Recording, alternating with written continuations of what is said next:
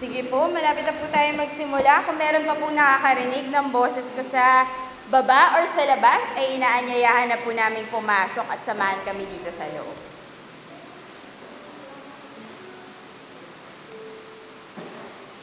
So, pag nag-start tayo, mag-try lang ako. Okay.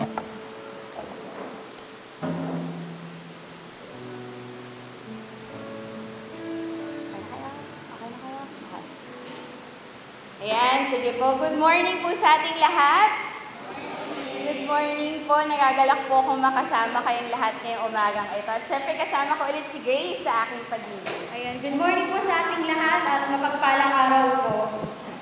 Ayan, good morning po. Alam ko po na in this week or the past few weeks, marami po tayong mga napagdaanan na iba't ibang mga bagay, whether these are good or bad. Pero sa araw-araw po ay pwede nating papurihan at pasalamatan ng ating Panginoon, especially sa kanyang mga nilikha.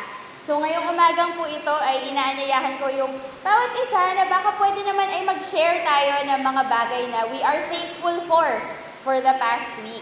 Mga bagay na pwede nating ipagpasalamat, pwede nating bigyan kapurihan ng ating Panginoon. Meron po bang willing na mag-share ng kanilang praise items for the week? Ay, ako po, unahan ko na po.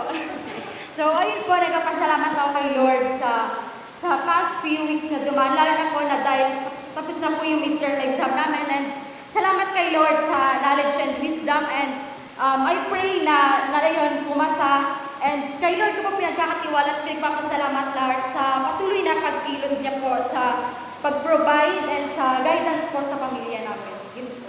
Amen. Palakpakan po natin. Meron pa po ba gusto mag-share ng kanilang papuri sa Panginoon? Sino? Ay, si Kuya MJ. Okay. Ayan, magandang umaga po sa ating papuri sa ating Panginoon. Magpapasalamat kami sa kabutihan niya dahil nairaos na po, nairaos namin ng maayos at magandang annual planning ng namin. And ginanap po ito sa Tagaytay. Very refreshing. Bagamat may mga kailangan pag-diskusyonan, pag-usapan, napakabuti niya sa paano niya ginabayan ng buong council. Salamat din sa Panginoon dahil siya talaga yung gumagawa ng paraan para ma-feed yung mga bagay na yung mga wala, na nakakasakit. Ito yung bibigay sa atin ng kalakasan. And yun, napakabuti niya. Salamat sa Panginoon. Amen. Salamat po. Meron pa po gusto mag-share ng thanksgiving and praise?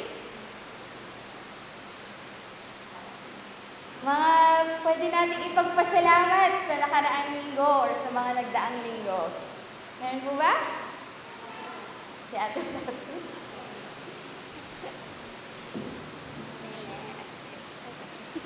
Nagpapasalamat ako sa Diyos sa araw-araw na kalakasan para sa akin. Kasi, kahit sa edad ko ito, nakakaranas rin ako ng madaling pagod. Pero patuloy ako nagpapasalamat sa Diyos sa kalakasan, sa provision niya, and even sa pag-counsel niya sa akin sa araw-araw. Salamat sa Panginoon sa kalakasan na binibigay niya. Meron pa po ba? Sige po, kung wala na po ay sige, tumayo ka na. Sige na.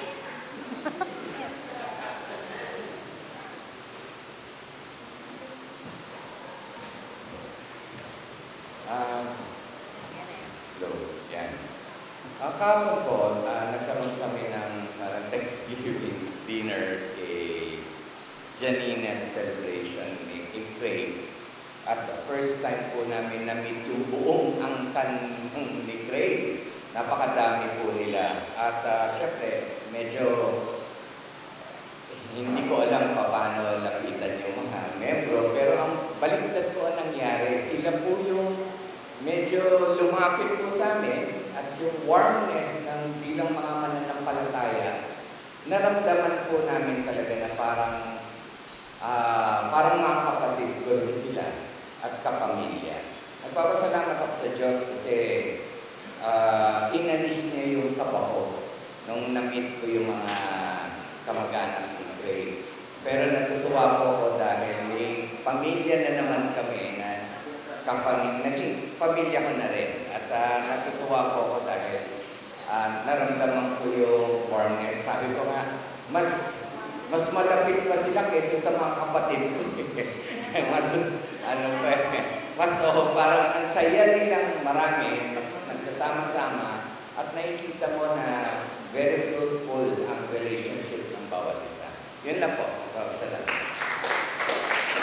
Ayan, thank you po. May hahabol pa po ba? Ayan. Sige po, marami po talagang pwedeng pagpasalamatan. Hindi lang ngayon, kundi sa mga darating pang araw. At meron pa huling hahabol si Tita Oxy. Nagpapasalamat ko after 3.5 years, nakalipad ako sa Leyte nung pinag-ingatan kami at very successful yung aming convention. Ganun pala lumipad, no? Salamat sa pag-iingat ng Diyos. Maraming salamat po sa pag-iingat ng ating Panginoon. Ayun po, thank you po. At ito talaga ay testament ng kung paano kumikilos ang Panginoon sa mga buhay natin. Amen po ba? Amen. Sige po, para po simulan natin ang umagang ito, samahan niyo po ako sa isang panalangin. Tumayo po tayong lahat. Father God, salamat. Salamat, Panginoon, at pwede kaming lumapit sa inyo. Hindi lang ngayong umagang ito, kundi sa aming pang-araw-araw. Salamat, Lord God, sa lahat ng bagay na pinapa-experience niyo sa amin. Salamat, Panginoon, sa lahat ng inyong nilikha na pwede naming enjoyin, pwede naming makasama, at pwede naming ibalik rin sa inyo, Panginoon. Salamat sa lahat ng opportunity na pwede namin kayong makasama sa aming pang-araw-araw. And Lord, we just want to glorify you and worship you, Lord God, because you are the God who has been giving us all of these blessings. You are our good Father. You are our awesome God. So Lord, today, kakanta po kami sa inyo. Kami ay mananalangin, Lord, and I pray na pakinggan niyo po ang lahat ng lalabas sa aming mga bibig, sa aming mga puso, dahil para po sa inyo ang lahat ng ito. In Jesus' name we pray. Amen. So, ayun po. Ay, pwede po muna tayo umupo sa gilid. So, ayun po. Alam ko po na marami sa atin na marami pa rin tayong gustong ipagpasalamat kay Lord. And yung iba sa atin nahihiya lang na tumayo dito sa harap. And alam ko yung maraming mga testimonies na ginawa na si Lord sa buhay natin and sa bawat isa. And lahat ng mga pinagpapasalamat po natin is isa tong patunay na napakarami nang nagawa ni Lord para sa atin, sa buhay natin, and from the very first of our lives, magmula sa maliit hanggang sa malaking bagay. And kaya nga po sabi sa Psalms 52:9, I will praise you forever for what you have done. In the presence of your faithfulness people, I will put my hope in your name, for it is good. So tumayo pa tayo at purihin natin ang ating Panginoon.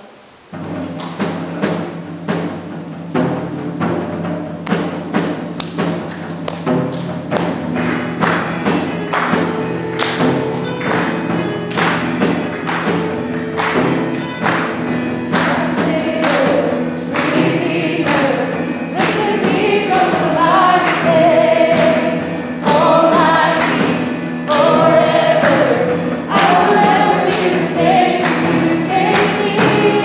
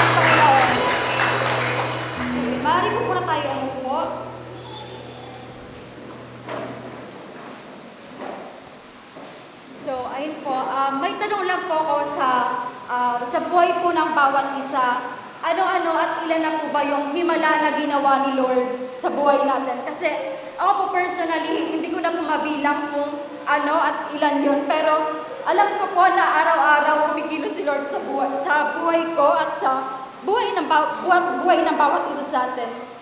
And sobrang dami po ng nagawa ni Lord na minsan hindi na po natin inaasahan. Minsan nagugulat na lang tayo yung mga struggles na pinagdadaanan natin. Biglang may himala, biglang may solusyon. Kasi si Lord yung way, si Lord yung miracle. And sabi nga, because He has always been our way maker, He created the universe from nothing, and God is still able to create good and beautiful things where there are none. And in this season of unknowns, He is in control, He is able, and He is making a way. And sabi nga sa Isaiah 43:19, behold, I will do a new thing, now it shall spring forth, shall you not know it? I will even make a way in the wilderness and rivers in the desert. So, awitin po natin ang ating Panginoon.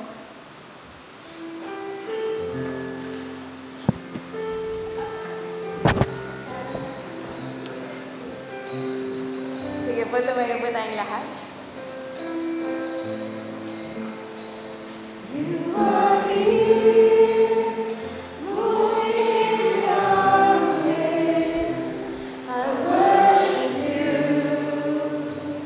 I worship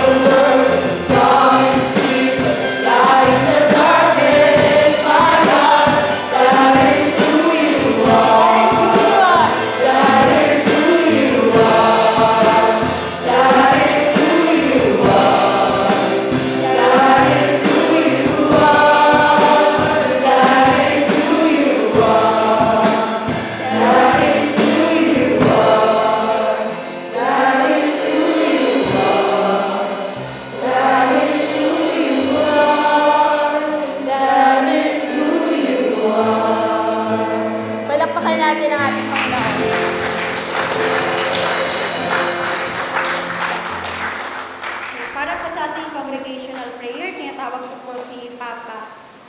Pwede po tayo maupo muli.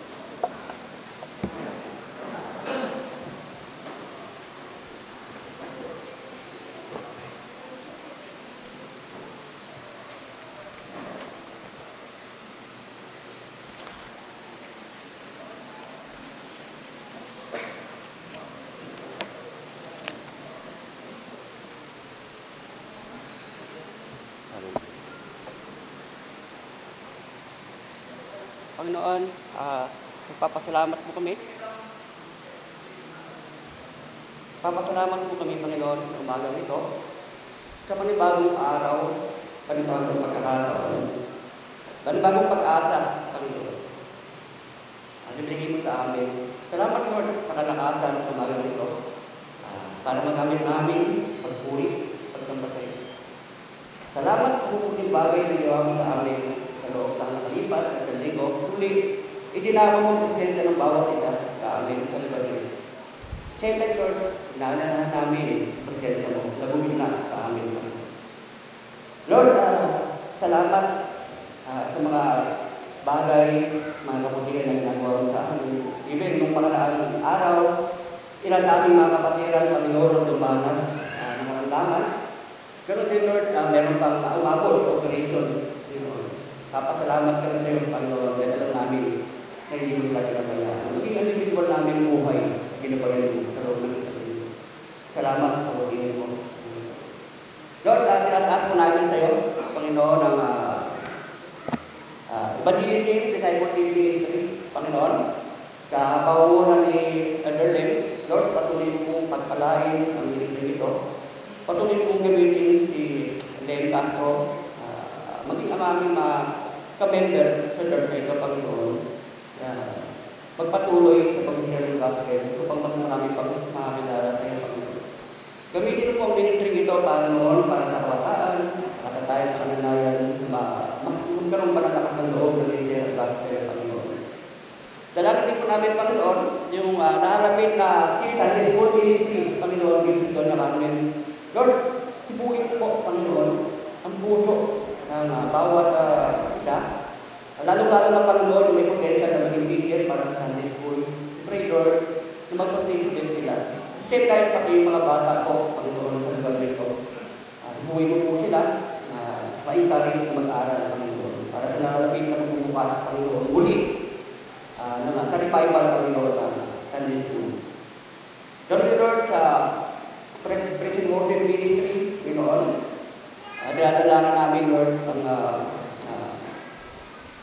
team na ito sa pamumulan ni Joanna Malinis. Lord, patuloy mo silang bigyan, Panginoon, ng pagtulungan sa pag-awit, sa pagsamba, sa mapagtutok ng instrumento. Bilang frontliner, Panginoon, sa bawat linggo, sila nagpapataan ang espiritu namin, Lord. Tulungan mo, Panginoon, na patuloy silang magkaroon ng kaalaman, mas malalim pang kaalaman, Panginoon, para sa ministry ito, Lord.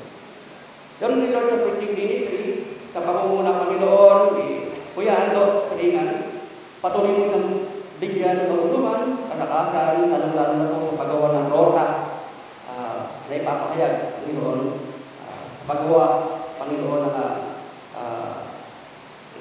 mga rota para sa equipment, Panginoon, ng mga member ng preaching ministry, Panginoon. Tulungan po siya, Panginoon, pagpalain mo, patuloy mo sa pulpusin ng iyong manalangin.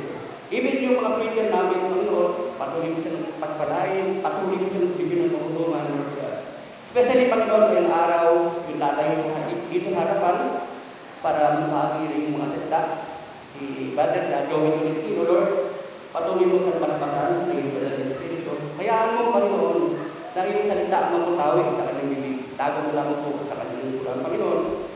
Ganun din, Lord, pagpalain mo ang bawat makakarinig ng iyong mga salita sa pamamagitan ng Lord. Diba na Joey Tolentino? Ganun, Lord, nadalangin po namin sa iyo ang ministry, Panginoon, sa pamumunan ni Janina. Lord, patuloy mo itong pagpalain, Panginoon, ng mga kabataan ito sa aming iglesia. Sa pamumunan ni Janina, hayaan mo, Panginoon, ang iyong banal na Espiritu, Panginoon, ang magdala ng pagpapala sa lahat ng kabataan namin. Lalo-lalo na sa ministry, Panginoon. Sa iyong ministry, sa home ministry.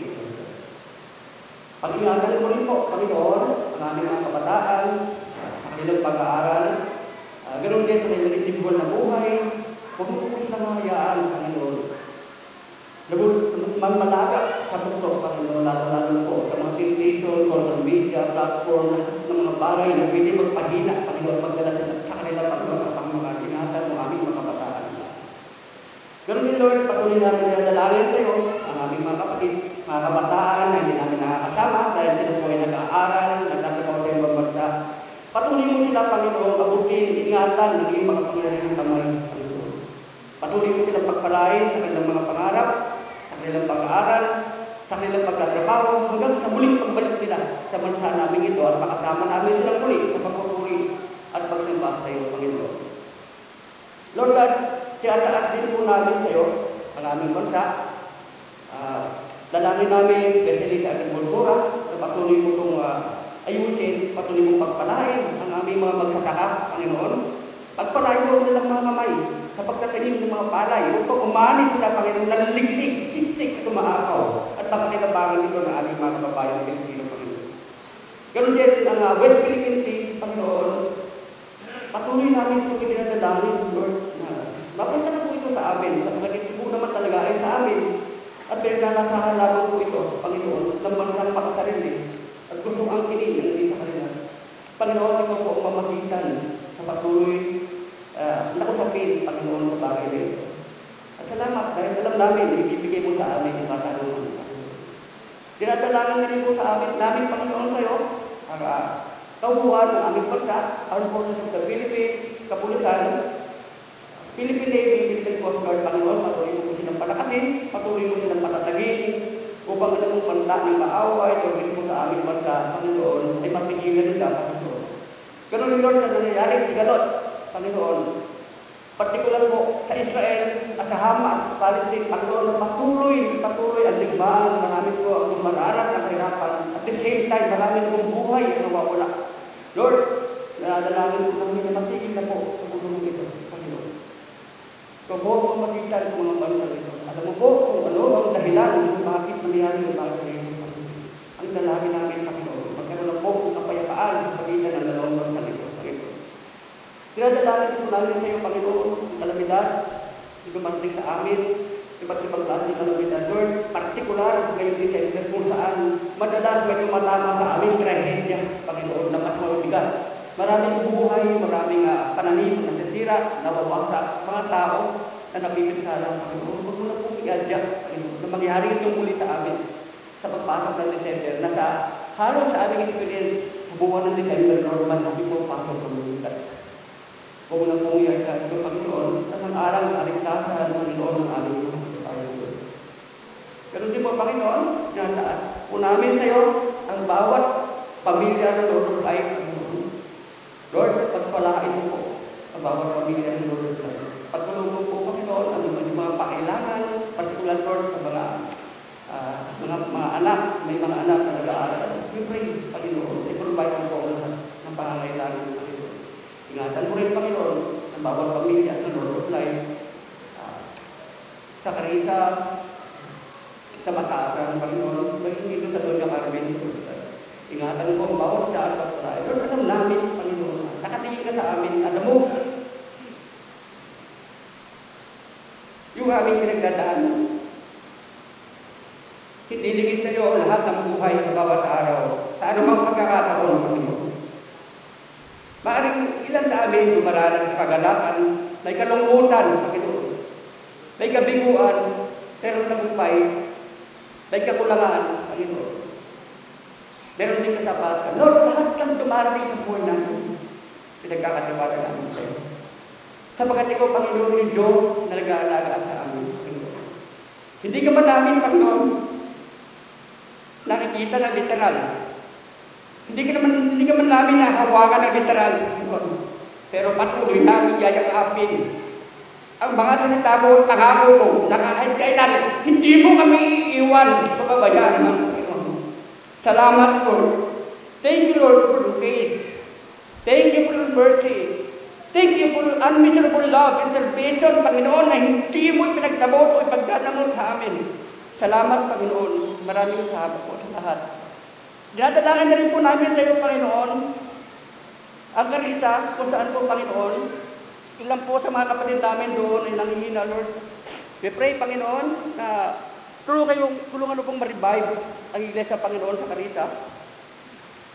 Muli mong pag-initi ng kanilang mga puso, muli mong pag-alabin ng kanilang mga puso sa pagsamba, Panginoon. Patuloy mong ingatan, kapatid namin, Panginoon, lahat ng kapatid namin sa Carissa, Lord, na muli na ma-revive, Panginoon, ang Iglesia sa Carissa, Panginoon. Salamat, Lord, sapagkat alam namin, Panginoon, na ang lahat ng aming mga dalangin ito ay yung didinggin sa tamang panahon, pagkakataon, pagkakaloob mo sa amin ang kasimutan ito, Panginoon. Kaya naman, Panginoon, we will bring back all the glory and honor in Jesus' mighty name. Amen and amen.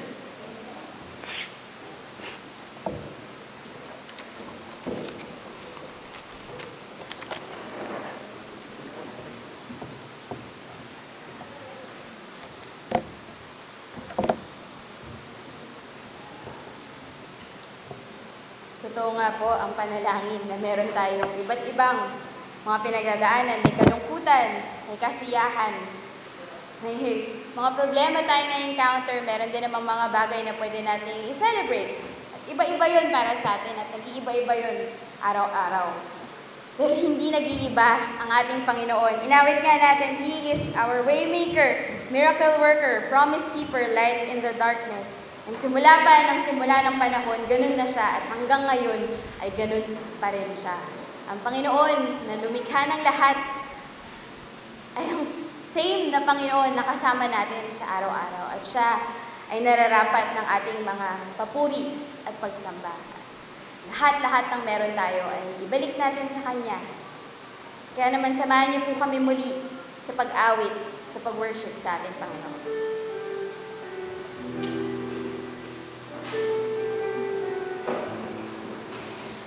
Sumaya po tayong lahat.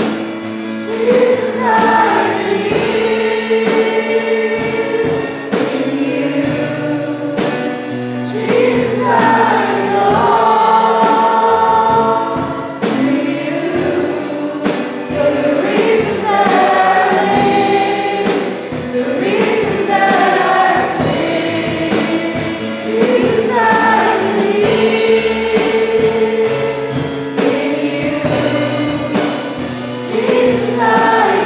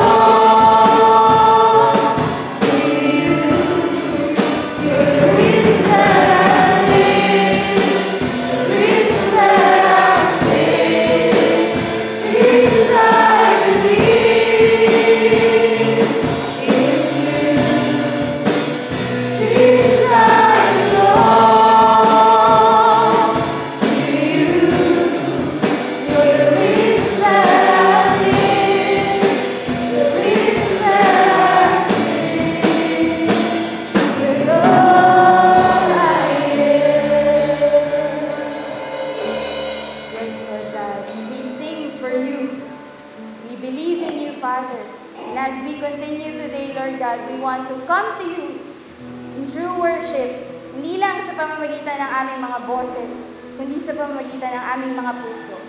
Pakinggan niyo kami, Panginoon. Here we are to worship you, Father.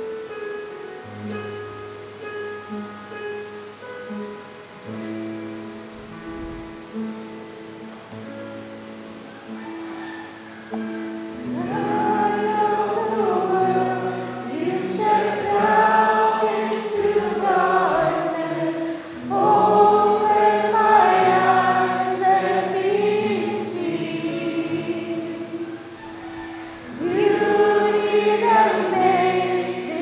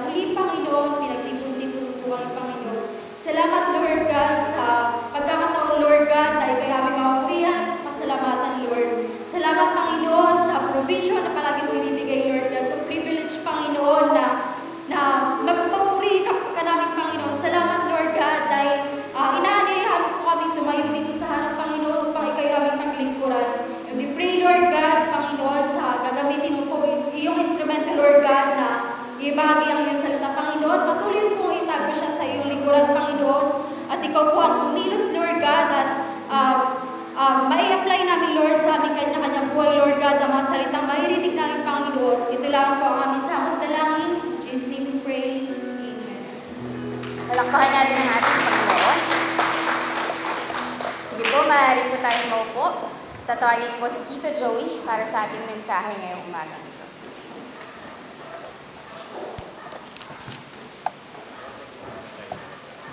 Ay, wala akong notes. Wala.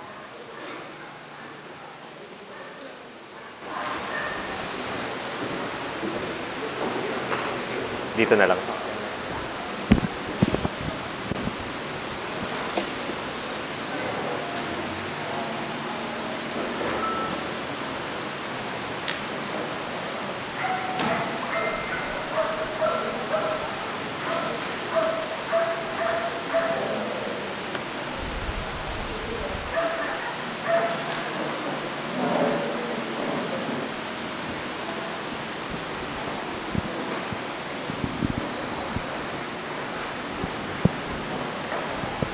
Kulit ko na yung phone ko.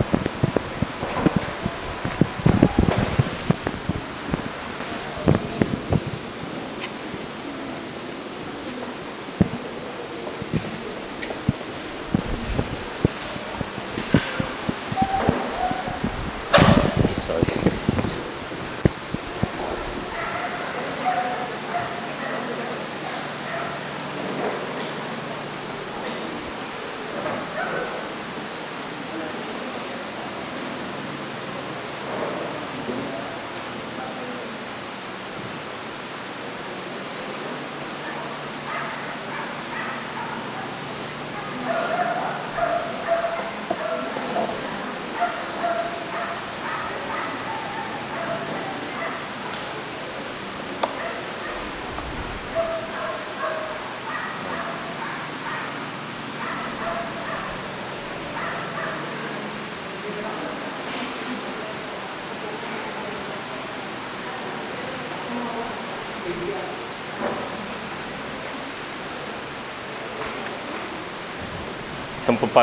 Isang mapagpalang araw po sa inyo lahat. Ako po ay nagagalak na muling makita kayo at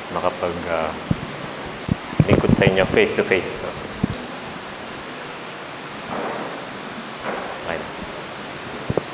Okay. Kung may Biblia po kayo, maaari pong buksan natin ating Biblia sa Genesis 1. Genesis 1.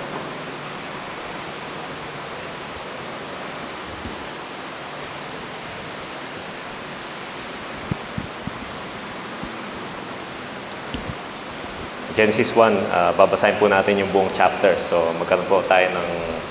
So, kung meron kayong unang matututunan sa sermon na ito, eh, ito yung patience. Nabasahin ng buong aklat, buong chapter ng Genesis 1. So, Genesis 1 verses 1 to 31.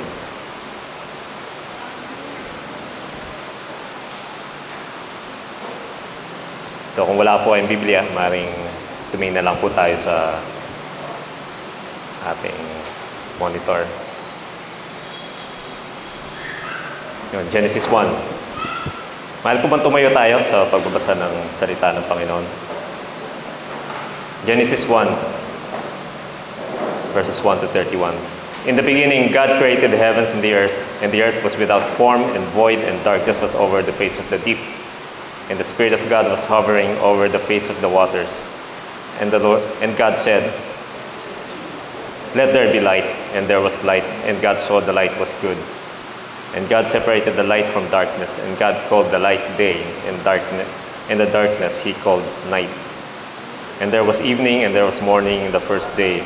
And God said, "Let there be an expanse in the midst of the waters, and let it separate the waters from the waters that are under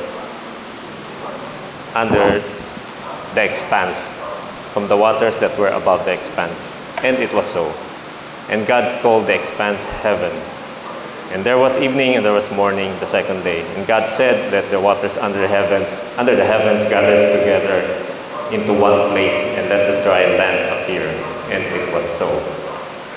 Verse 10, God called the dry land earth, and the waters that that were gathered together, he called seas, and God saw that it was good. And God said, let the earth sprout vegetation and plants yielding seed and fruit-bearing trees, bearing fruit in which is their seed, each according to its kind on the earth. And it was so. The earth brought forth vegetation, plants yielding seed according to their own kinds, and trees bearing fruit in which is their seed, each according to its kind. And God saw that it was good. And there was evening and there was morning, the third day. And God said, let there be lights in the expanse of the heavens to separate the day from the night, and let them be for signs and for seasons, for days and years, and let them be lights in the expanse of the heavens to give light upon the earth. And it was so. And God made two great lights, and the greater light to rule the day, and the lesser light to rule the night and the stars. And God set them in the expanse of the heavens to give light on the earth, to rule over the day and over the night, and to separate the light from the darkness. And God saw that it was good. And there was evening and there was morning, the fourth day. And God said, let the waters swarm with swarms of living creatures. Let the birds fly above the earth across the expanse of the heavens. So God created the great sea creatures and every living creature that moves, with which the waters swarm according to their kinds, and every winged bird according to its kind. And God saw that it was good. And God blessed them, saying, be fruitful and multiply, and fill the waters in the seas, and let the birds multiply on the earth. And there was evening and there was morning, the fifth day. And God said, let the earth bring forth living creatures according to their kinds, livestock and creeping things and beasts of the earth according to their kinds. And it was so. And God made the beasts of the earth according to their kinds, and the livestock according to their kinds, and everything that creeps on the ground according to its kind. And God saw that it was good. Then God said, let us make man in our image, after our likeness, and let them have dominion over the fish of the sea, over the birds of the heavens, and over the livestock, and over all the earth, and over every creeping thing that creeps on the earth. So God created man in his own image. In the image of God, he created him. Male and female, he created them. And God blessed them, and God said to them, be fruitful and multiply and fill the earth and subdue it, and have dominion over the fish of the sea, and over the birds of the heavens, and over every living thing that moves on the earth. And God said, behold, I have given you every plant yielding seed that is on the face of the earth, and every tree with seed in its fruit. You shall have them for food. And to every beast of the earth, and to every bird of the heavens, and to everything that creeps on the earth, everything that has the breath of life, I have given every plant for food. And it was so. And God saw everything that he had made, and behold, it was very good. And there was evening, and there was morning, the sixth day. Manalangin po tayo. Ama namin Diyos, salamat po sa iyong kabutihan. Muli, ipapaalala niyo sa amin kung paano niyo nilikha ang lahat. Ipapaalala niyo kung gaano kayo makapangyarihan, Panginoon. Kung gaano kayo kaganda, kung gaano kayo karunong. Nawa, Panginoon,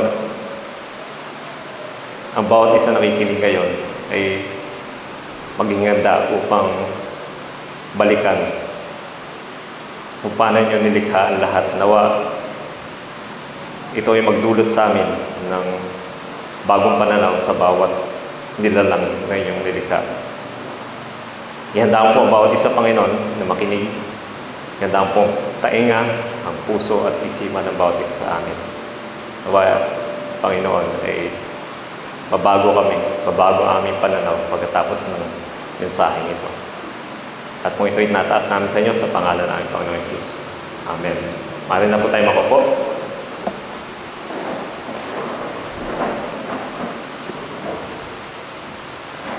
So, dahil mahaba po ang mensahe natin ngayon, natural ako na maging mahaba ang sermon natin. At least sa aking standard, ano? Hopefully, makasurvive tayo. Sabi mga kanina, kung meron tayong matututunan ngayon, malamang itong patience ang matututunan natin sa araw nito, sigurado. Kung ikaw po ay nag-aral o nag-aaral ngayon sa public school o private school na non-Christian, most probably ay lahat tayo siguro ay nakaranas na ng indoctrination, no? Patungkol sa pinagmulan ng lahat. Malamang na ito sa inyong school yung theory kung saan paano nilikha ang sanlibutan, kung paano nilikha ang mga bagay na nakikita natin ngayon.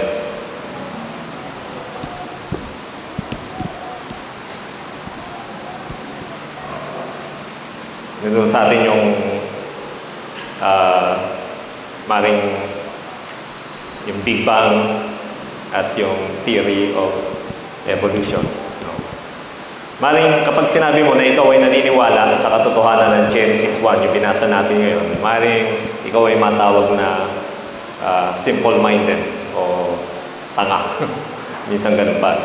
Alam niyo po, meron pong 110 meron pong Christian organization na binubuo ng mga universities and colleges sa US. 110 po sila, no? Sinabi ron na wala pang 10 doon sa 110 na yun. Ang Christian colleges po ito. Wala pa sa 10. Wala pang 10 ang naniniwala doon sa katotohanan ng Genesis 1, especially 1 and 2. Nakakalungkot, ano? Meron nga po isang kilalang Christian organization, hindi ko na masasabihin kung ano yun, na nagsabi na ang paniniwala sa katotohanan ng Genesis 1 ay hindi na raw dapat pagtalunan. Dahil katulad daw ng mga spiritual gifts, eschatology o end times, itong katotohanan ng Genesis 1 and 2 ay secondary lamang. Secondary lang, sabi nila. Subalit, ang paniniwala mo sa Genesis 1 ay malaki ang epekto kung paano mo paniniwalaan ang iba pang aklat sa Biblia. Kung paano mo paniniwalaan yung mga himalang ginawa ni Jesus. Halimbawa na lang yung iba pang yung mga himala niya. Malaki ang epekto mo ng paniniwala mo sa Genesis 1 sa kakayahan ng Diyos kung paano niya sasagutin yung mga panalangin.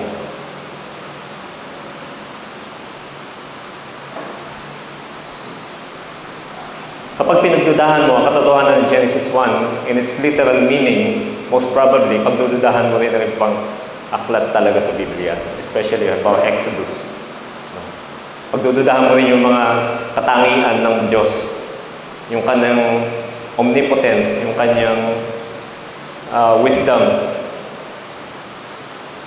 yung kanyang pagiging creator, pagdududahan mo, pag di mo pinaniwalaan ng Genesis 1. Ang layunin ng pag-aaral natin ngayon, malipas sa patience, as sinabi mo kanina, ay pagtibayin po. Ito yung pinaka-lesson nito, pagtibayin yung ating paniniwala sa kauna-unahang aklat ng Biblia, ang Genesis 1. Dahil sa maraming aklat dito sa Biblia, isa ito sa mga talagang inaatake talaga ngayon. Itong katotohanan ng Genesis 1. Nawa, ipagtibayin ito ng Diyos sa iyo. Hindi ko kayang gawin yan, kundi ang banal na Espiritu ang kayang gumawa niyan sa bawat mananampalataya. Dahil ang Espiritu ay nananahan sa tunay ng mga mananampalataya. Ang Genesis 1, ang Genesis po, ang ibig sabihin po nito ay the origin. No? The origin. Kaya po ang pag-aaral, ang pamagat po ng ating pag-aaral ngayon ay the God of creation. So meron lang po tayong dalawang punto. He is before all things and He created everything by His word in 6 days. Pwede siguro yung point 2 na to, He is omnipotent. Pwede sabihin ganun. Actually, 3 points dapat talaga ito. Kaya lang makaabutin tayo ng 3 oras kapag itutupok pa yung third point. No? So sa ibang araw na lang po yun. So point 1, He is before all things. Dahil ang talatang pag-aaral natin ngayon ay Genesis 1, you may think na hindi na siguro kailangan lagyan ng background yung Genesis 1. Dahil after all, ito na yung kauna-unahang aklat sa Biblia. No? Wala naman nauna pang ibang aklat. No? Well, wala naman talaga dahil ganun pa man po, nais ko pa rin magbigay ng background dito sa Genesis 1 verse 1. Pero huwag po kayo mag-alala, wala pong sasabihin sa inyo na extra biblical na background, kundi sa Biblia pa rin po natin ito kukuhanin. So, point 1, He is before all things. No? Dahil po sa verse 1, in the beginning, God created the heavens and the earth. Dito sa unang talata, sinasabi na naroon na ang Diyos bago pa man magkaroon ng langit at lupa. Dahil yun talaga kailangan mauna, yung creator muna bago anumang creation. Dahil nga siya yung lumikha. Ang salitang Diyos dito, o yung God, sa Hebrew ay Elohim. Kung nakikita ninyo yung nag-check kayo ng Hebrew words, no? Elohim, which is plural ng salitang El o Eloah. No? Subalit sa English at Philippine translation, ito ay singular lang. Hindi ko alam kung bakit, dahil siguro hindi ko masyado maintindihan dahil maring isa lang naman talaga ang Diyos, which is totoo naman. O pwedeng ganun. Kaya hindi niya sinabing gods o mga Diyos. No? Dahil nga raw, nag-iisa lang ang Diyos. Alam niyo po, meron mga confusion amongst evangelicals kung paano ang Diyos before the foundation of the world. Meron nga po ako narinig ng pastor na nagsabi na God felt the need to be loved. Kaya lumikha siya ng taong mamahalin niya at pwede siyang mahalin. Meron pa ako narinig na noon daw, before Genesis 1, God became lonely. No? Nalungkot daw ang Diyos, kaya lumikha siya ng tao na magmamahal sa Kanya o angels o ano pa man. So ang dating, bago likhain ng Diyos ang daigdig, ay wala pang iniibig ang Diyos. No? So therefore, there was a time in eternity past na ang Diyos ay hindi love. Di ba? Sino nga yung mamahalin niya kung wala siyang mamahalin? Paano siya naging love? Kaya nadagdag lang siguro yung attribute ng Diyos na love nung meron na siyang mamahalin, kung meron siyang creation. So ang dating, ang Diyos ay malulungkot kapag wala ka. Kung kapag wala yung creation niya, malulungkot siya pag nawala. Pero kung babasahin mo yung verse 26, yung hawak niyo yung Biblia ninyo, makikita mo rito yung plurality ng Diyos. Sabi rito, then God said, let us make man in our image after our likeness. Yung pronoun na us natin ay plural. Hindi po ba? Us. Yung adjective na our o yung ating ay sinasabing hindi lang nag-iisa yung nagmamayari ng image na ito. No? Kaya, basahin po natin yung John 1 verses 1 to 3. Idugtong natin ito. In the beginning, God was the Word. In the beginning was the Word, and the Word was with God, and the Word was God. He was in the beginning with God. Diba? And all things were made through Him, and without Him was not anything made that was made. Dugtong pa natin yung Genesis 1 verse 2. The earth was without form and void, and darkness was over the face of the deep, and the Spirit of God was hovering over the face of the waters. Nandiyan yung Spirit of God. So, hindi nag-iisa ang Diyos Ama sa paglikha ng sanlibutan. Kasama niya ang Word, ang salita, at yung Spirit of God, Holy Spirit. Kaya nung sinabi ng Diyos na let us, He is in communion with Himself. No? May kausap siya. Hindi naman pwedeng angels yun dahil that would make the angels creators. Hindi pwede yun. That's not me, let us. No? Gusto ko sabihin sa inyo na before the foundation of the world, in eternity past, ang Diyos ay pag-ibig. Dahil meron siyang iniibig. Hindi pa niya nilikha ang tao, mga hell, meron siyang iniibig. Tinan po natin yung Lord's Prayer, John 17. Ito po ang bahagi ng prayer ni Jesus sa kanyang Ama. John 17 verse 5. And now, Father, glorify me in your own presence with the glory that I had with you before, kailan yan? Before the world existed. No? John 17 verse 24. Father, I desire that they also whom you have given me may be with me where I am, to see my glory that you have given me, because you love me. Kailan yan? Before the foundation of the world. Ayon din sa Lord's Prayer, siya ay iniibig na ng Diyos Ama before the foundation of the world. Therefore, in eternity past, ang Diyos ay pag-ibig dahil meron siyang iniibig. Pwede natin sabihin na ang Diyos Ama, Diyos Anak, Diyos Espiritu Santo ay nag-iibigan in eternity past before the foundation of the world. Therefore, hindi kailangan ng Diyos ang sanlibutan. Hindi improvement sa kanyang pagiging Diyos ang paglikha ng sanlibutan, ang paglikha ng tao. So, mataling sa isipan natin na hindi tayo kailangan ng Diyos. Hindi tayo kailangan ng Diyos. Pero nilikha pa rin niya tayo. Ilan sa inyo may anak? Marami sa inyo may anak na rito. Ano? Yung mga anak, may aso. Yung mga walang anak, may aso, may pusa. Yung ba, may anak na, may aso pa, pusa pa, ano? Kailangan nyo ba yung mga anak ninyo, mga aso? Hindi naman, di ba? Hindi nyo kailangan yun. Mabubuhay kayo kahit wala yan. Meron kami tatlong aso. Hindi natin kailangan yan. Pero nag-decision pa rin tayo na mag-anak, mag-alaga. Bakit? Dahil, di ba? Dahil gusto nyo magmahal, di ba? So, ganun din ang Diyos. Kalikhan niya tayo kahit di niya tayo kailangan. Bakit? Para ipakita niya yung kanyang kalugulakihan. Even after natin magkasala at nag-rebel tayo sa Kanya, nawalay tayo sa Kanya, siya determined pa rin na ilapit yung sarili niya sa atin at pakilala sa atin. Diba? Paano niya ginawa yun? Nawalay tayo sa Kanya, nag-rebel tayo sa Kanya, pinadala niya yung kaisa-isa niyang anak. Para yung masatisfy yung kanyang justice, yung parusa na narapat sa atin, ihataw niya kay Jesus para tayo ang malapit sa Kanya. Dahil dito nakilala natin ang Diyos bilang God of grace, God of mercy, God of everlasting love. Totoo talaga na isa yan ang dahilan. Yung pag-ibig ng Diyos kaya tayo nilalang.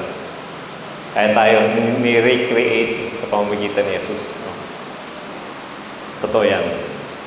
Pero mayroon pang isang mas mahalagang dahilan. Kaya niyo po basahin ko yung quote from C.H. Spurgeon. Sabi niya rito, He creates that He may display His own perfections. He does beget, as it were, creatures after His own image, that He may live in them, that He may manifest to others the joy, the pleasure, the satisfaction which He so intensely feels in Himself. I'm certain His own glory must have been the end He had in view. He would reveal His glory to the sons of men, to angels, and to such creatures as He had formed, in order that they might reflect His honor and sing His praise. Itutong pa rin yung Revelation 4:11. Worthy are you, O Lord, our Lord and God, to receive glory and honor and power, for you created all things. Yan ang very obvious na dahilan, to reveal His glory to His creation and to receive glory and honor from His creation. Kaya dapat lamang na sundin natin siya at sambahin at purihin. Point 2, He created everything by His word in 6 days. So day 1, yan, simula na tayo. Balikan lang natin yung verse 1. Sinabing na naroon na ang Diyos, the triune God. Pag sinabing Diyos dito, isipin natin the triune God, the Trinity, bago pa man likhain ng sanlibutan. So, in the beginning, God created the heavens and the earth. Paano niya ginawa? Hindi binanggit dito kung paano. No? Alam niyo po, noong early 1900s, ayon sa isang Catholic priest na si George Lemaitre, na isa rin siyang scientist, physicist, mathematician, cosmologist, and astronomer.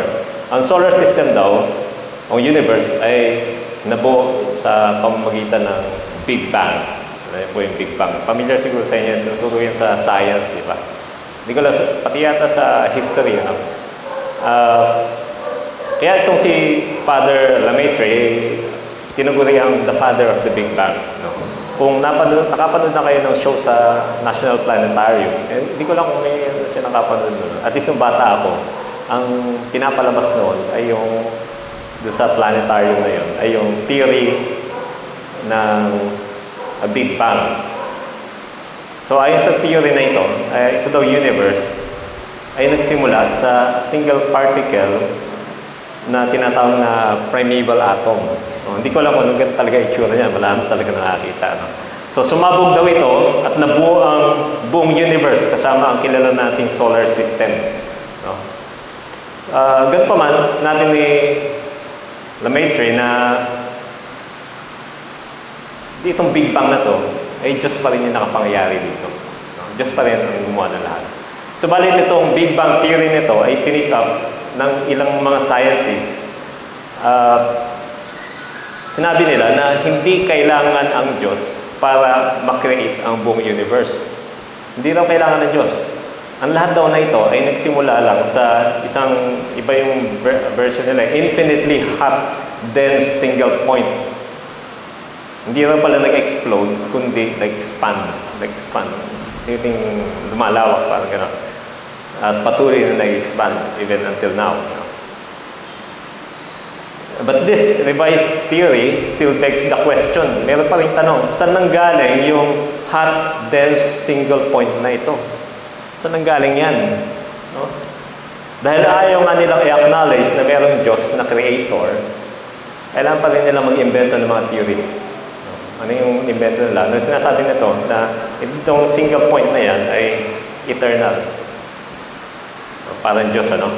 So, may nagsasabi rin na ito raw ay basta na lang nag-appear out of nothing, made by nothing. So, basta na lang, it just happened by chance, biglang nag-appear. No?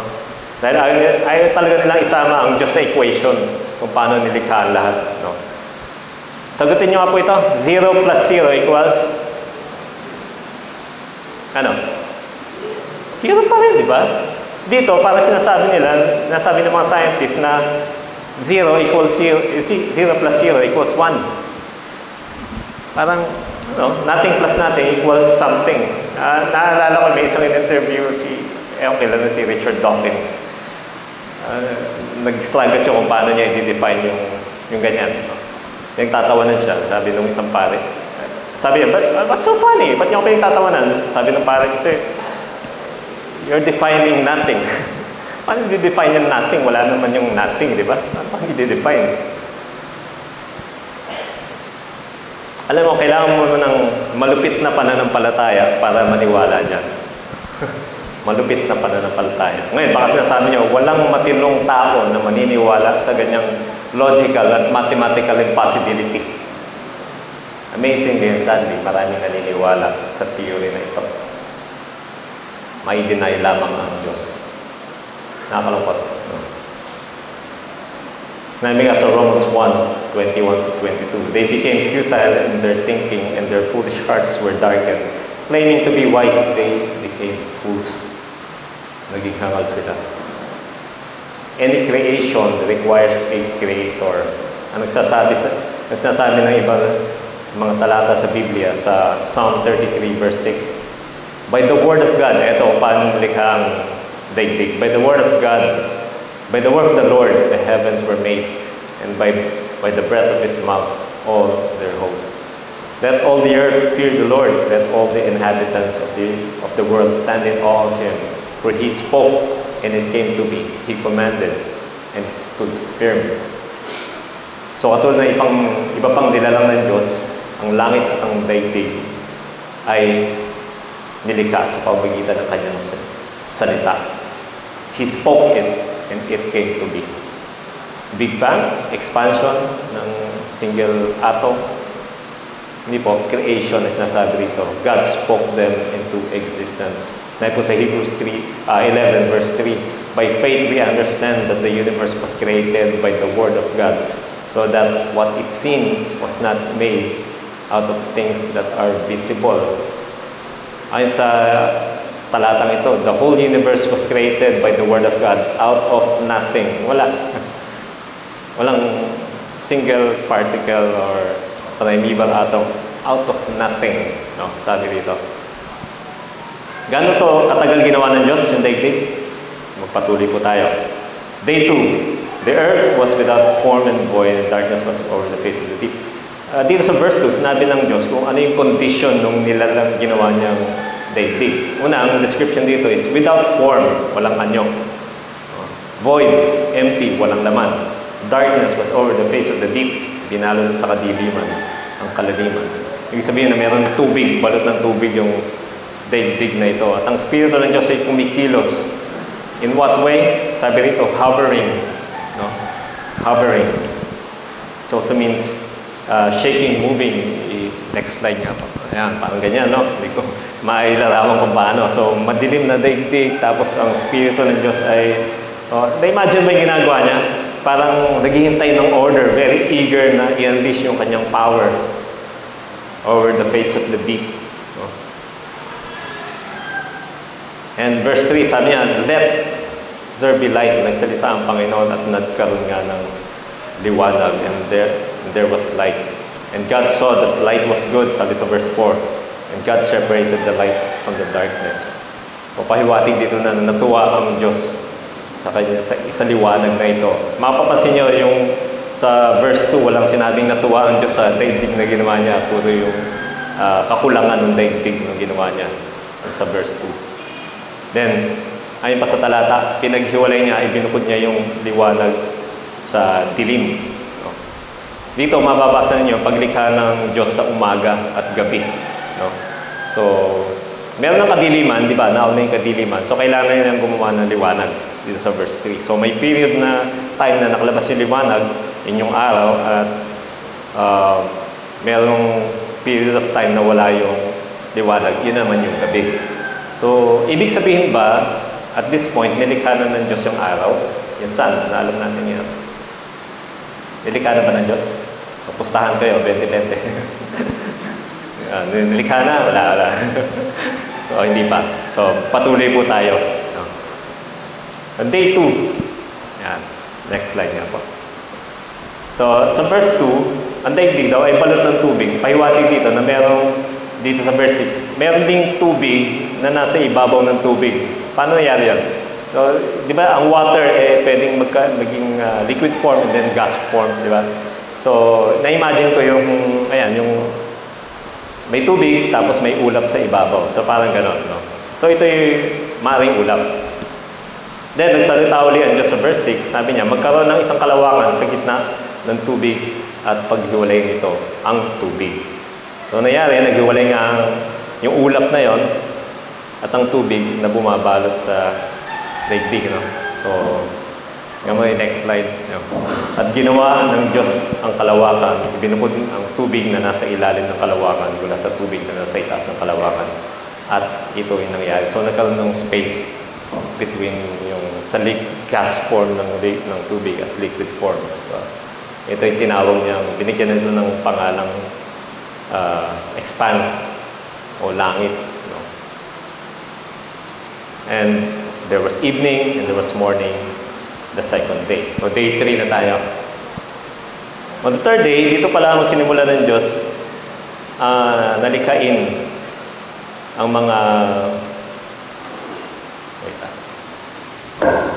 mga living things, no?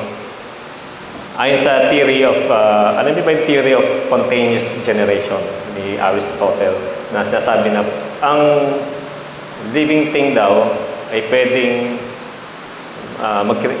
pwedeng magmula sa mga non-living things, no? Halimbawa sa putik, tubig, bato, lupa, hangin, pwede daw spontaneously magkaroon ng living things.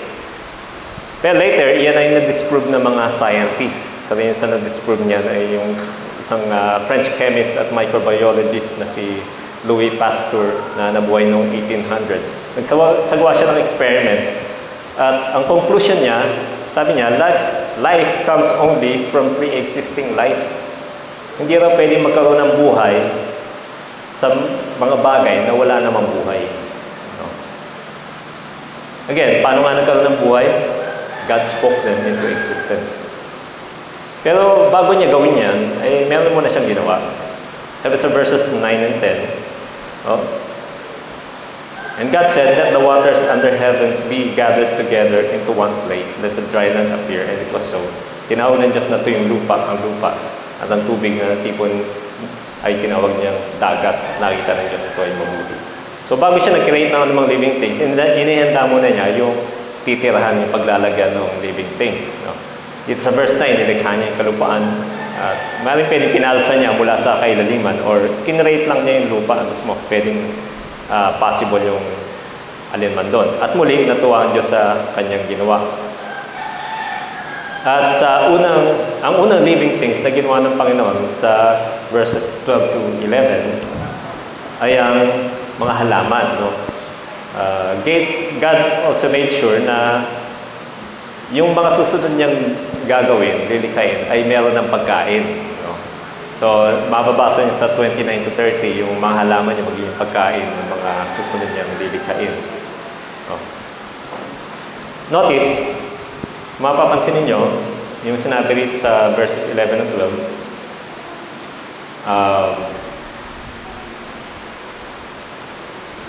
let earth sprout vegetation, plants yielding seed, fruit-bearing trees, fruit trees bearing fruit, in which is their seed according to its kind. So mapapansin ninyo, itong halaman na nilikha ng Panginoon, ito ba ay nagsimula ba siya sa seedling? Seedling ba? O mature na? Mature na. Dahil ito ay nagbubunga na. Nagpo-produce na siya ng mga seeds. So mapapansin nyo, sa lahat ng gagawin ng Panginoon dito, mature na yung ginawa niya. Sa verse 13, and there was evening and there was morning the third day. So, sa day 4 naman, dito sa verse 14, sinabi niya, let there be lights sa kalangitan na magsisilbing ilaw dito sa kalupaan. So plural yung lights. No? Ibig sabihin, hindi lang isa yung light na ginawa ng Panginoon. Hindi lang isa. So, mayroong greater light to rule the day at lesser light to rule the night and the stars, kasama yung stars.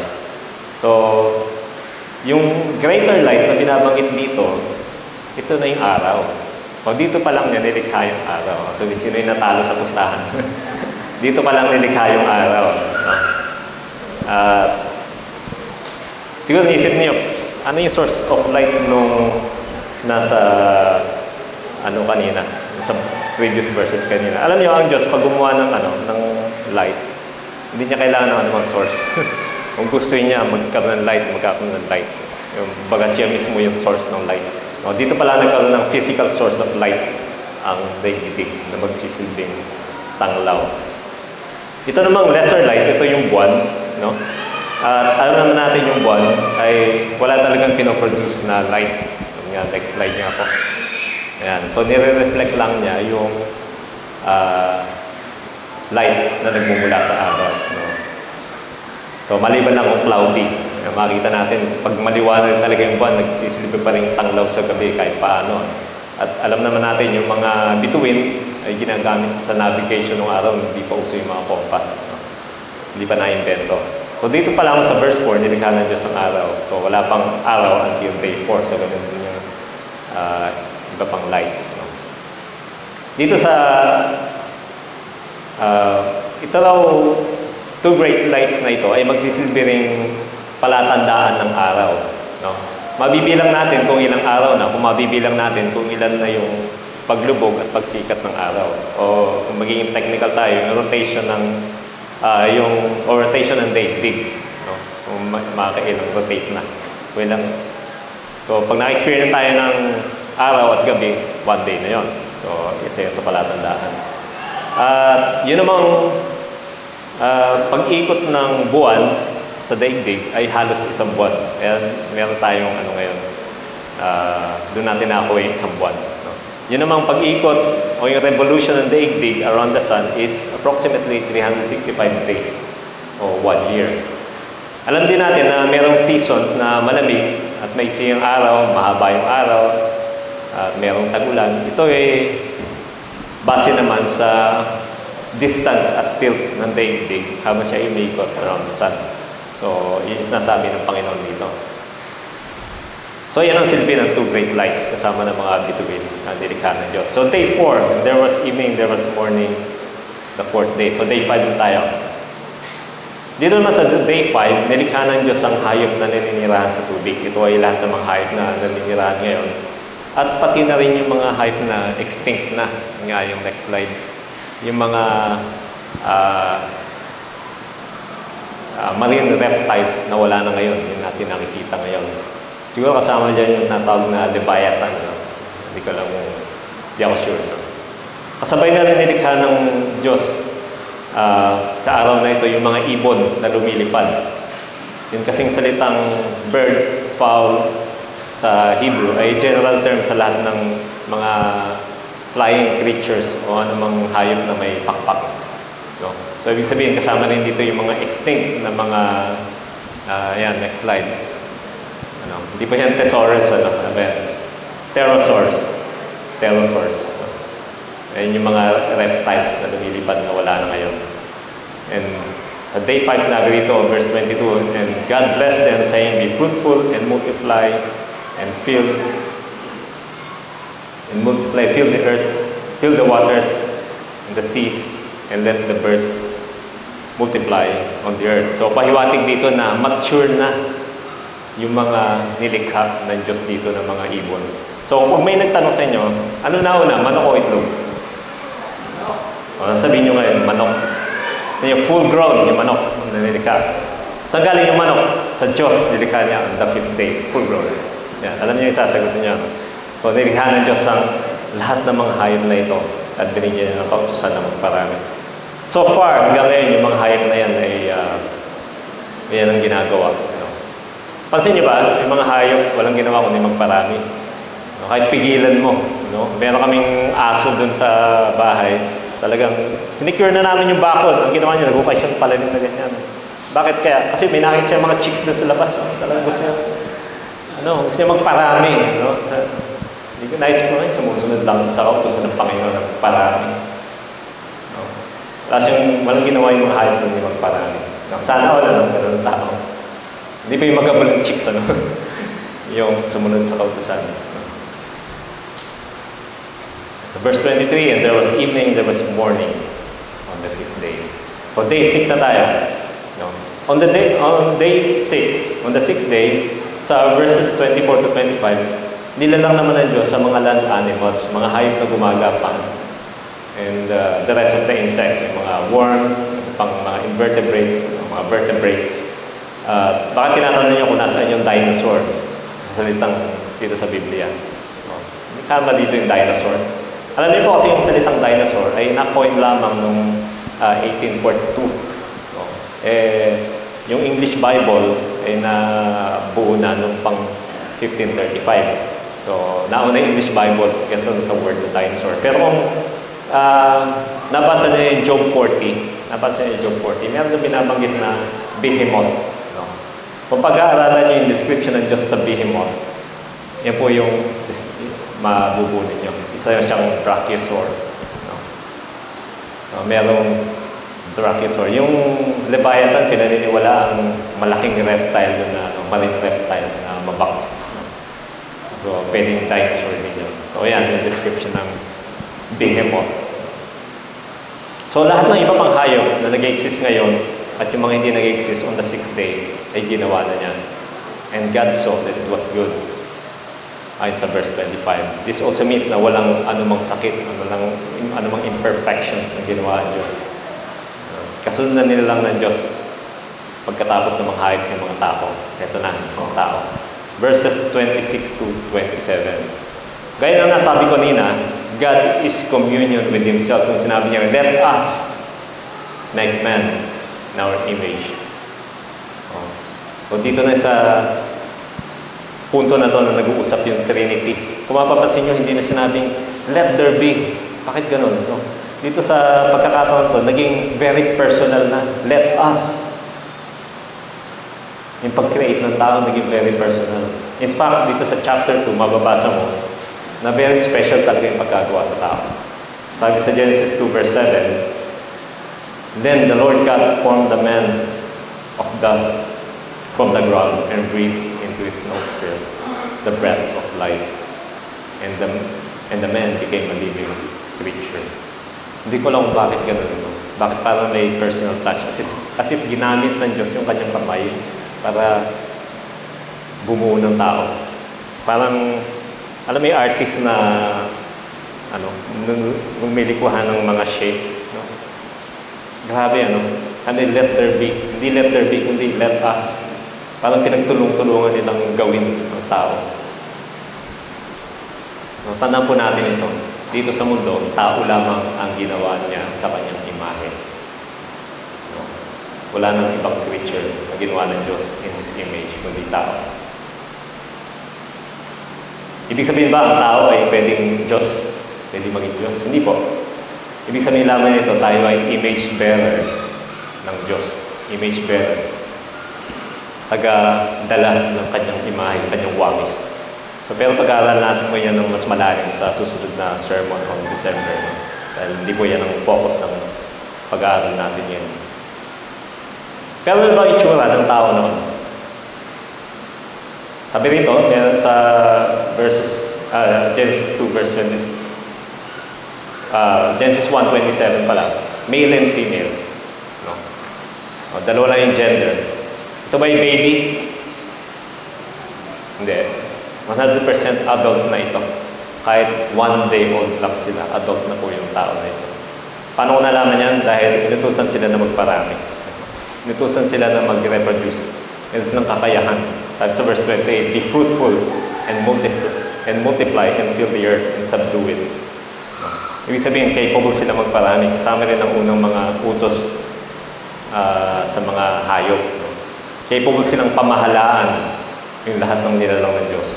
Sa adult na yung ginawa ng Diyos.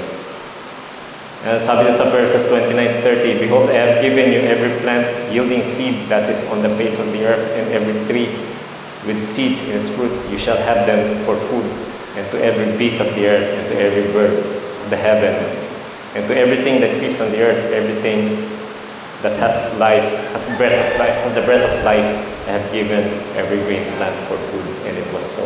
So nabanggit ko kanina yung bakit inunang likay ng Diyos yung mga halaman, dahil dito sa verses 29 and 30, ito pala yung magsisilbing pagkain ng mga tao at hayop.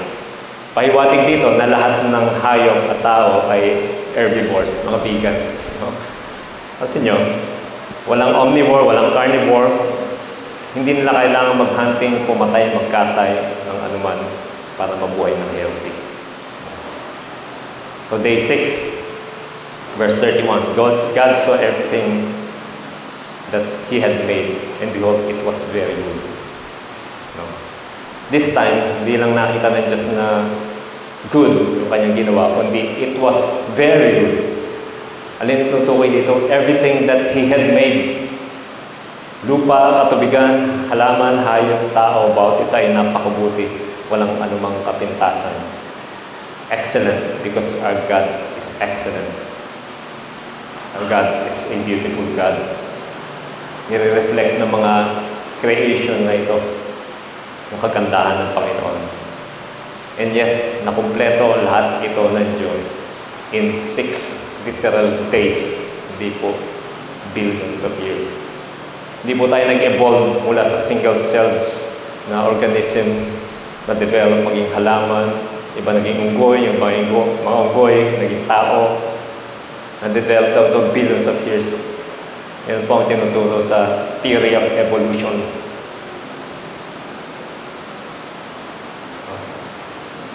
Wala pang makikitang patunay na mayroong species na nagbago ng species. Meron ba? Wala eh. Yung bulati noon, bulati pa rin nga ngayon. Yung mga unggoy na yun noon, unggoy pa rin nga ngayon. Hindi naging tao. Tingnan yung mga katabi nyo. Mukha ba unggoy? Yung pakitignan yung bandang likuran nila, baka may nakalawit na buntot.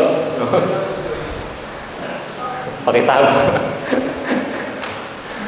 Hindi po meron yung sinasabi yung mga scientists na microevolution. Ito yung proof ng evolution. Pero ito po ay, hindi. Ito po ay simpleng adaptation lamang, mutation.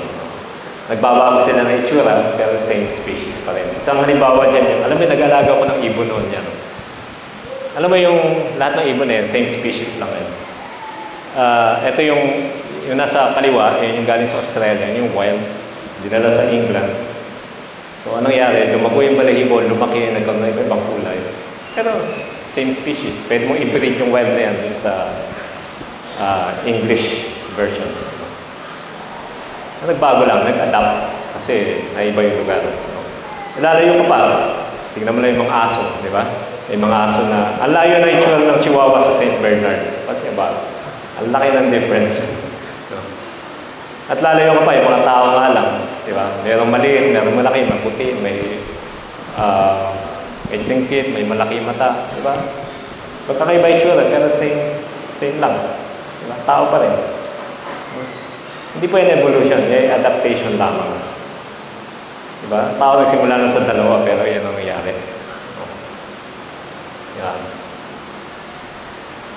Adaptation, not evolution. Alam niyo, evolution cannot be proven because it did not happen. It did not happen. So kung meron sa inyong nagkasabi na, nag-evolve tayo sa ganyan, pwede pa makahingi ng proof ng evolution. Yung species, nagbago ng species. Kaya sinabi nila na billions of years ito na-develop para hindi sila hanapan ng proof. Diba? Alam po, kapag pinaniwalaan yung evolution, gagawin mong sinungaling ang Biblia. Again, hindi yan totoo. It did not happen. Paano ko nalaman yan? Dahil sinabi nito sa Genesis 1. Papansin nyo, ilang beses binanggit yung salitang nilikha ng Diyos lahat ayon sa kanyang wangis, each according to its kind. Diba? Hindi nag-evolve, kundi ginawa ng Diyos according to its kind. Hiwalay na yung species. Walang nag-evolve sa isang species, mula sa isang species na na-develop into different species, kundi each according to its kind. Diba? Kaya hindi nag-evolve. Hindi nilalang ng Diyos. Kaya at this point, ika-anim na araw, ay ginawa na niya lahat. Kaya palaging binabanggit sa Creation Day yung salitang, and there was evening and there was morning. Bakit? Para hindi tayo malito. Ano ba meron sa 24-hour day? Evening and morning, di ba? Morning and evening. Para hindi tayo malito. So ngayon, ilang taon na ang daigdig? Billions of years? If you do the math, tingnan mo yung genealogy na mula kay Adan, kay Jesus. Ilang taon? 4,000 years. Ganun lang. No? Kayo nang mag-compute kung ilang taon lang daigdig yun. Ang sinasabi niyo dyan, kung obserbahan mo yung mga rocks yung sa mga bundok, yung mga maliliit na bato, hindi pwedeng thousands lang yan. Kailangan billions of years yan. But, imposible pang maging thousands of years lang kahit mukhang billions of years. What if doon pa lang sa day 1, o day 2, o day 3, ginawa na ng Diyos na mukhang matanda na yung mga rocks na yun. At in-skip na ng Diyos yung natural geological process. In fact, itong 6-day creation ay pinagtibay sa book of Exodus. No? Exodus 20 verse 11. For in 6 days the Lord made the heaven and the earth and the sea and all that is in them, and rested on the 7th day. Therefore the Lord blessed the Sabbath day and made it holy. Exodus 31:16-17. Therefore the people of Israel shall keep the Sabbath, observing the Sabbath throughout their generation as a covenant forever. It is a sign forever between me and the people of Israel that in 6 days the Lord made the heaven and the earth, and on the 7th day He rested and was refreshed. Kung di mo literal na paniniwalaan ang literal meaning ng Genesis 1, hindi mo rin dapat paniwalaan literally ang Sabat. Kasi Sa 6-day creation, ibinasa yung Sabbath. Diba? Alam niyo po, pag lumikha ang Panginoon ng kahit anuman, kung gugustuhin niya, pwede niya i-skip yung natural process. Pwede niya i-skip yung natural process. Balikan natin, punta tayo sa New Testament, Matthew 14 and 15. Nung pinakain ni Kristo yung 4,000 and 5,000. No?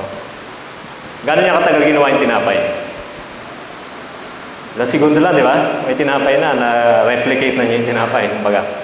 No? In-skip na ni Jesus yung process ng planting the wheat, harvesting, milling, kneading, baking, naabutin din ng ilang buwan. Kaya nagawa na niya ng ilang segundo. Pagawa siya ng tinapay. Hindi pa natin isama isda doon, ano? Kaya hindi yung ginawa ni Jesus sa Matthew 8, nung pinagaling ni Jesus yung biyanan ni Pedro, di ba? Sandali lang, galing ka agad. In-skip na ni Jesus yung medication at recovery process na abutin din ng mabilis na isang minuto. Saglit lang yung ginawa.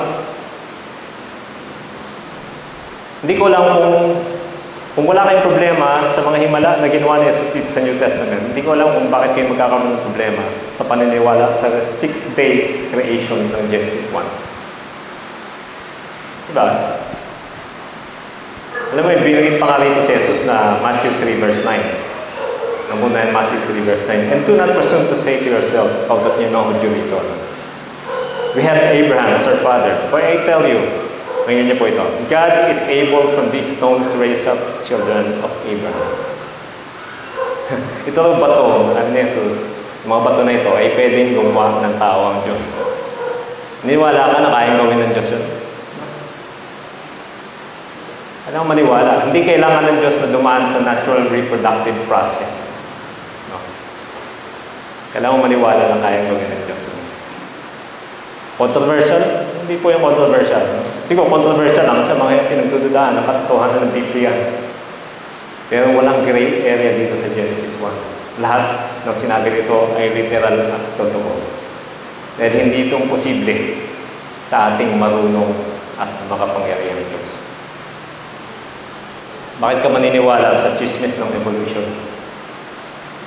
Bakit di natin hayaan ang sarili natin mamangha sa kapangyarihan at kalulungan ng ating dakilang Diyos? Next time, kung nakita tayo ng, alam niyo yung bangaw, no? Pinapatay lang natin yun. Bago natin patayin yung bangaw, kung nakita, appreciate natin yung ganda doon, di ba? Ang kintab, ang ganda, o slick. Appreciate muna natin. Grabe yung wisdom na nilagay ng Panginoon doon sa bangaw, nag-isang bangaw na yun para mag-create yun. Isang araw lang niya ginawa yun. Mga kapatid, mamangha tayo sa kapangyarihan ng ating Panginoon. Sabi ko kanina, malaking epekto ng paniniwala natin sa Genesis 1. Kung paano tayo nabuhay niya. Kung paano niya sasagutin yung ating mga panalangin. Nanalangin tayo, tapos may pagdududa tayo. Pinaniniwalaan ba natin yung Genesis 1? Kayang gawin ng Panginoon niya. Ang gugustuhin niya talaga. Nanalangin ko tayo. Ama namin Diyos, we praise you and we thank you sa iyong kabutihan dahil nilikha niyo kami. Kung makita namin na yung kagandahan, na yung kabutihan, na yung kaunungan sa bawat creation nasa paligid namin, sa bawat tao na nakaharap namin araw-araw. Nawa Panginoon, from this day on, ay makita namin ang bawat nilalang mo in a fresh new way, Panginoon. Makita namin ang iyong kabutihan, yung kagandahan, ang yung pag-ibig. Makita namin ka as altogether lovely, altogether wonderful, altogether beautiful, O Lord. Altogether wise. Tunay nga, O Diyos, ikaw ay dakila. Salamat po, Panginoon, pinulakot sa mundo nito para ma-witness namin kung sino ka. Makilala namin kung sino ka. Ma-witness namin kung paano ka kumilos. Salamat po, Panginoon. In Jesus' name. Amen.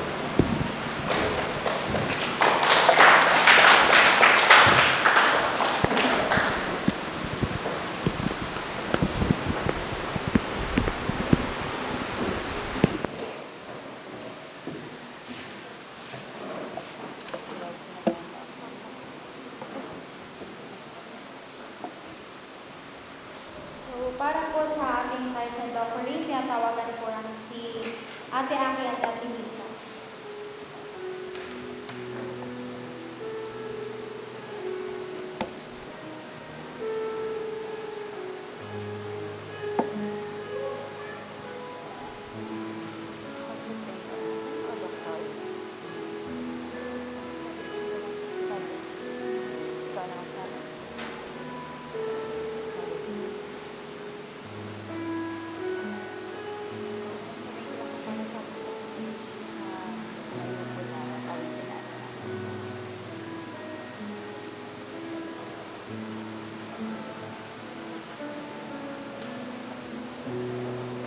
Tumayo po tayo at tinawagin ang pagsalan.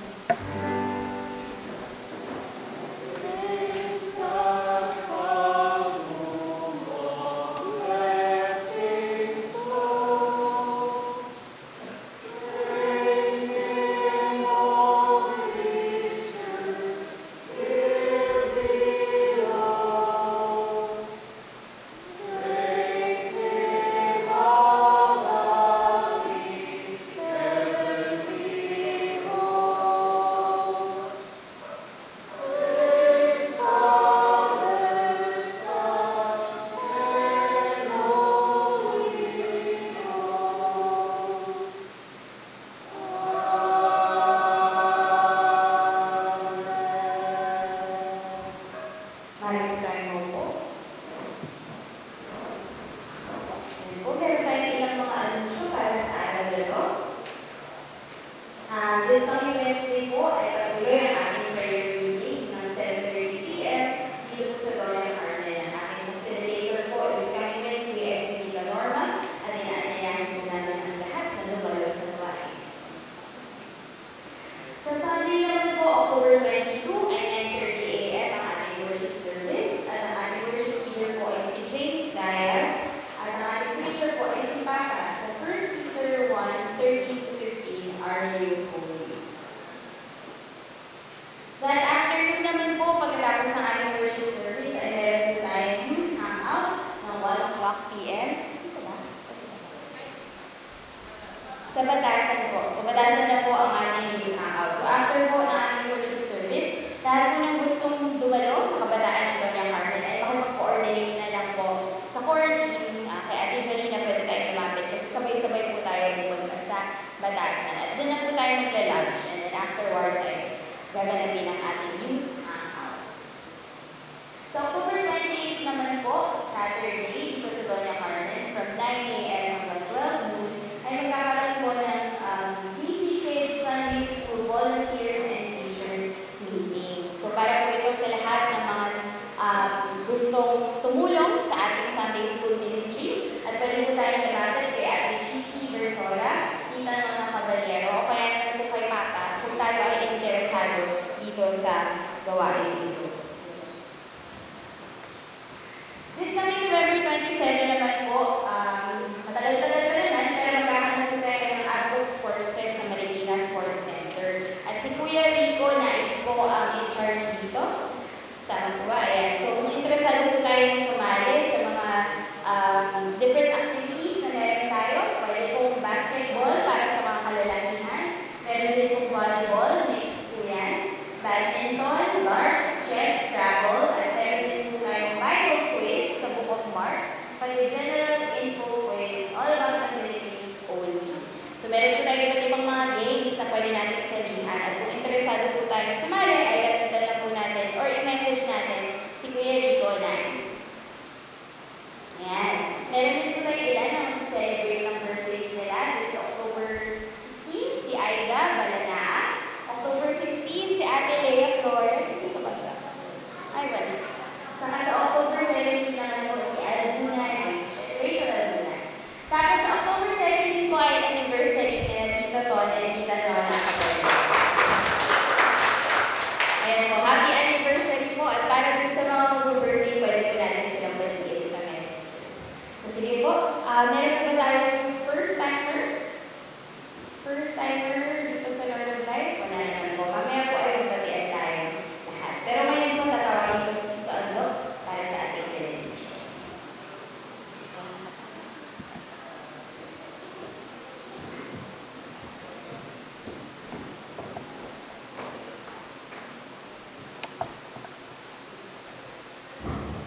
Sa mga nag-iibigan, may sinasabi na love is sweeter the second time around.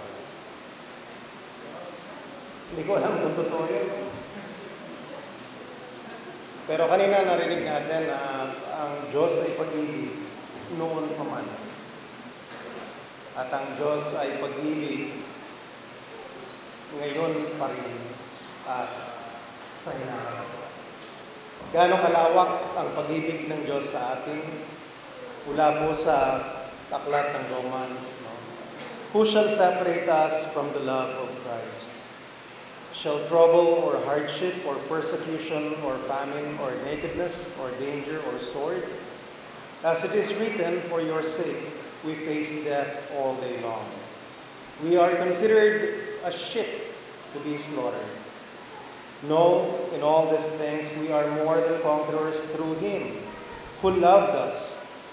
For I am convinced that neither death nor life, neither angels nor demons, neither the present nor the future, nor any powers, neither height nor depth, nor anything else in all creations will be able to separate us from the love of God that is in Christ Jesus our Lord. Sabi po sa John, in the beginning was the Word, and the Word was God, and the Word was with God. Sundan pa natin, and the Word became flesh. At ang sabi sa Genesis 1, creation was with the Word. Si Jesus ang lumikha sa atin. Si Jesus ang nagligtas sa atin. Tumayo po tayo. May the grace of the Lord Jesus Christ and the love of God and the fellowship of the Holy Spirit be with you all. Manatili po tayo nakatayo para po sa Panginoon.